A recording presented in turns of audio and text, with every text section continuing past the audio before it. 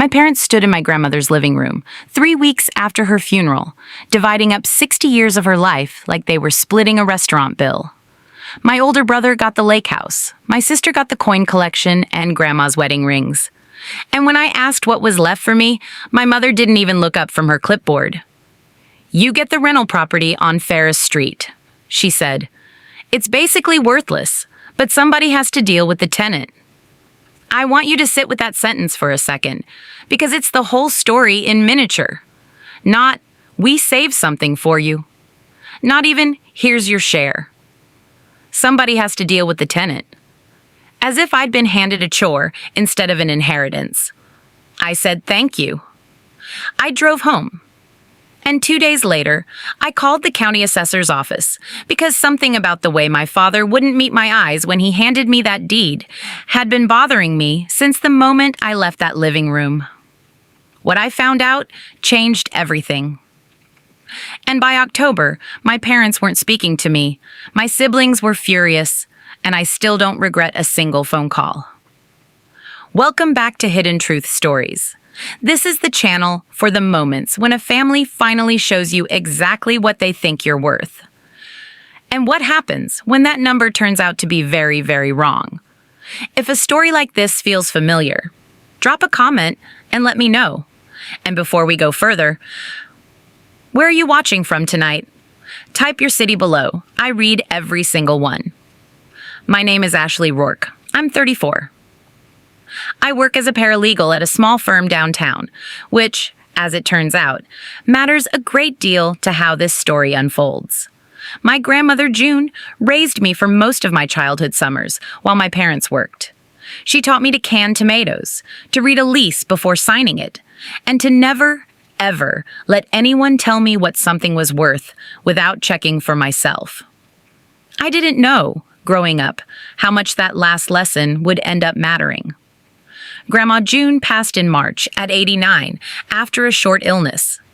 She left behind a modest but real estate, the house she'd lived in for 50 years, a lake cabin she and my grandfather had built by hand in the 70s, a coin collection my grandfather started before I was born, and a small rental property on Ferris Street that she'd bought in the 80s as what she used to call her someday money. My parents, Carol and Martin, were named co-executors of the estate. That fact alone should have told me something, looking back, because my parents have never once in their lives divided anything evenly between their 3 children. My older brother, Preston, was always the one who could do no wrong. My younger sister, Danielle, was the baby, indulged in every direction. And I was, and have always been, the one who didn't need help. A phrase my mother has used about me since I was maybe 11 years old, usually right before handing something better to one of my siblings. The estate meeting happened on a Sunday afternoon in my grandmother's living room, still full of her furniture, her smell still faintly in the curtains. My mother had printed out a spreadsheet. My father sat beside her, saying almost nothing, which is his signature move in every family conflict. Presence without participation. So he can claim later he never actually agreed to anything out loud. Preston got the lake cabin, appraised, my mother mentioned proudly, at just under $400,000, given how the lake had developed over the decades. Danielle got the coin collection, which nobody had actually appraised, but which my father assured everyone was worth a good amount. Along with Grandma's jewelry, including 2 rings that had been in the family for 3 generations. Then it was my turn. My mother slid a single folder across the coffee table. "You get the rental on Ferris Street," she said. "It's basically worthless, but somebody has to deal with the tenant. We figured since you understand contracts and things, you'd be the practical choice." I opened the folder. Inside was a deed. An old lease agreement with a tenant named Walter Higgins, who'd apparently lived there for almost 11 years, and a single handwritten note in my grandmother's shaky late-in-life handwriting that just said, "Ashley, don't sell this one too fast." I remember looking up at my mother and asking, as evenly as I could manage, "Is this actually equal to what Preston and Danielle got?" She sighed the way she always sighs when I ask a question she's decided is unreasonable. Ashley, honestly, it's a rundown rental in a neighborhood that's never going to be worth anything. We're doing you a favor, frankly, not saddling you with something you'd actually have to maintain, like the cabin. Some of us have to be practical in this family. If you've ever been handed the practical gift while your siblings got the ones that actually mattered, tell me in the comments. What did your family call it instead of favoritism? I want to be honest about something. In the moment, I almost believed her. That's the truly unsettling part of growing up in a family that's spent your entire life training you to accept less. The belief becomes automatic, a reflex faster than your own doubt. I drove home that Sunday evening telling myself it was fine, that a small rental property with an existing tenant was actually a reasonable, low-maintenance asset, that my mother wasn't wrong to think I'd handle it well. It was my grandmother's note that kept nagging at me. Don't sell this one too fast. Grandma June was not a sentimental woman. She didn't write things she didn't mean, and she certainly didn't waste ink on advice that didn't matter. She'd left specific instructions for the cabin, specific instructions for the jewelry. Why would she leave a cryptic warning about a property my mother had just described as basically worthless? Monday morning, before work, I looked up the property on the county's public records site out of pure curiosity, mostly expecting to find exactly what my mother had described. A modest single-family rental in a neighborhood on the decline, worth maybe $80,000 or $90,000 on a good day. What I found instead was a zoning designation I didn't recognize. Not residential. Mixed-use commercial corridor, updated just 2 years earlier following a city council vote I vaguely remembered seeing something about in the local paper. Something to do with revitalizing that stretch of Ferris Street ahead of a new transit line extension.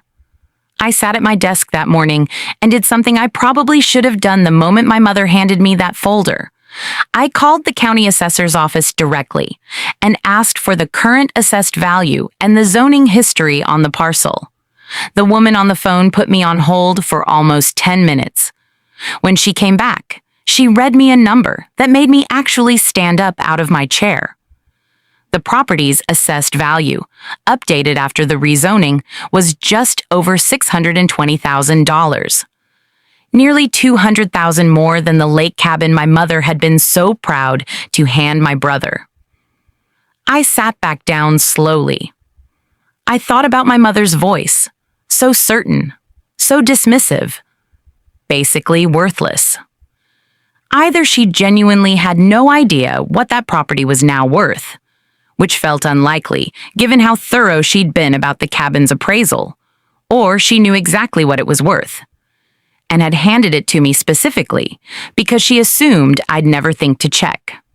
I called my firm's senior partner, a woman named Priya Anand, who's handled more estate disputes than anyone I know, and asked her, hypothetically, what it would mean if an executor had knowingly misrepresented the value of an asset during a family estate division. She was quiet for a second, then asked me to come into her office instead of talking about it hypothetically over the phone. Second question for you. Sabwats, if you found out a worthless inheritance was actually worth more than everything your siblings got combined, would you say something immediately? Or would you quietly do your homework first, the way I did? Priya walked me through it slowly, the way she does with clients who are still too shaken to think clearly. Because my parents were co-executors, they had a legal duty to accurately represent the value of estate assets during distribution. Not necessarily a criminal duty, she was careful to explain, but absolutely something that could be challenged if the division turned out to be grossly unequal, based on a material misrepresentation of value. She asked whether I had anything in writing showing what I'd been told. I had the folder. I had my mother's exact words, still fresh enough that I could recite them verbatim. I had my grandmother's note. And now I had a documented, verifiable assessed value from the county that told a very different story than the one my mother had handed me across that coffee table.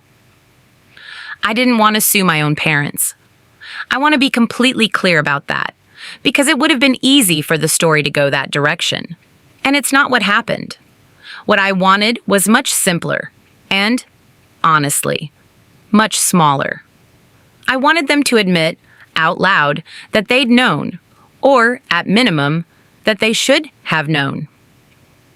I called my mother that Thursday and asked her, calmly, whether she'd had the Ferris Street property appraised before the estate meeting.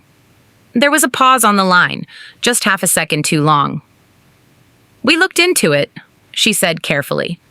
"It's an older property. We didn't think it needed a formal appraisal." "The zoning changed 2 years ago," I said. "It's assessed at $620,000, Mom. That's more than Preston's cabin." The silence that followed was the loudest silence I've ever heard from my mother in 34 years of knowing her. When she finally spoke, her voice had lost its earlier certainty entirely. "That can't be right." "I called the assessor's office myself," I said. "I can send you the paperwork." "She didn't ask me to send it." She hung up instead, which told me almost everything I needed to know about whether this had actually been an honest mistake. Within 2 days, the family group chat, which I'd been quietly muted in for most of the previous year, exploded.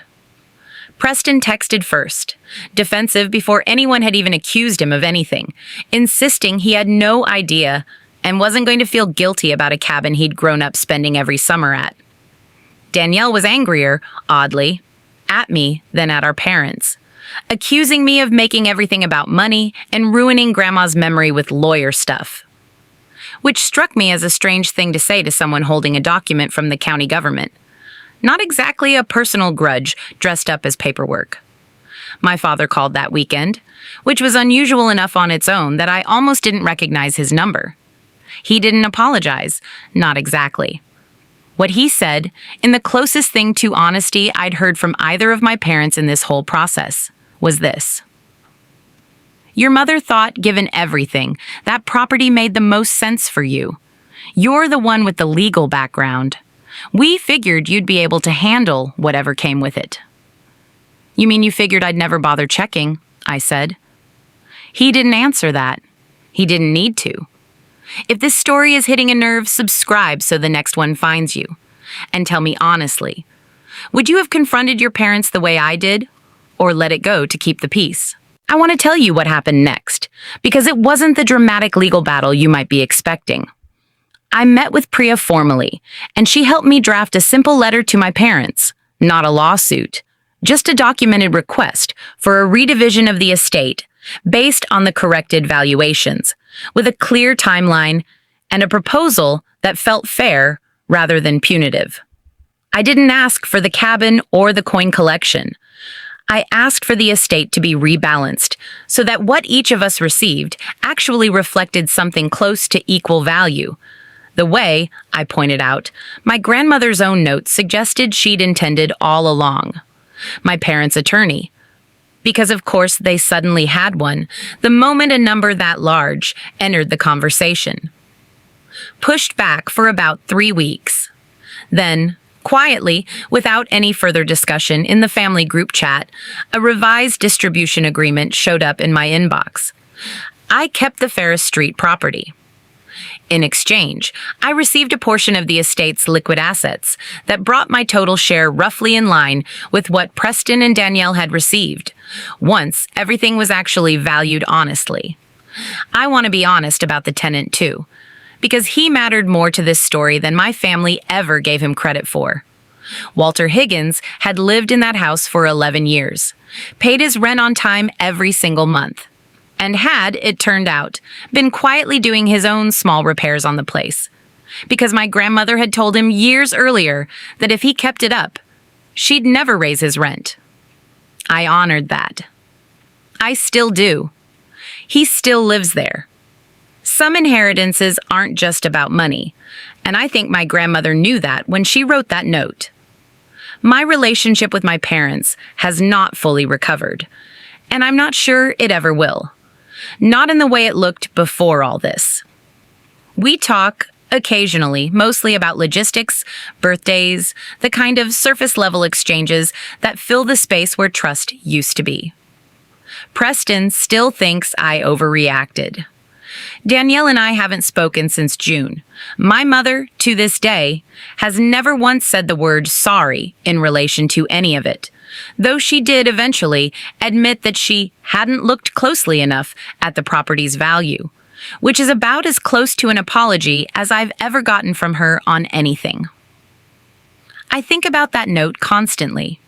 Don't sell this one too fast. I used to think my grandmother meant it sentimentally, some small piece of advice about not rushing a decision. Now, I think she knew exactly what that property was worth, and exactly what my parents would try to do with it. And she was giving me, in 8 quiet words, the only warning she had left to give. So tell me honestly in the comments, was I wrong to check the value myself instead of just accepting what I was handed? Or did I do exactly what any of you would have done in my place? Subscribe if you want more stories like this one, and let me know where you're watching from tonight. I still have the folder my mother handed me that Sunday afternoon. I keep it in a drawer in my office, right next to my grandmother's handwritten note. Every so often, when a client asks me why I always tell them to verify a number themselves instead of simply trusting what they've been told, I think about that folder. And I tell them the truth. Because sometimes, the people who love you the most are also the ones most confident you'll never bother to check.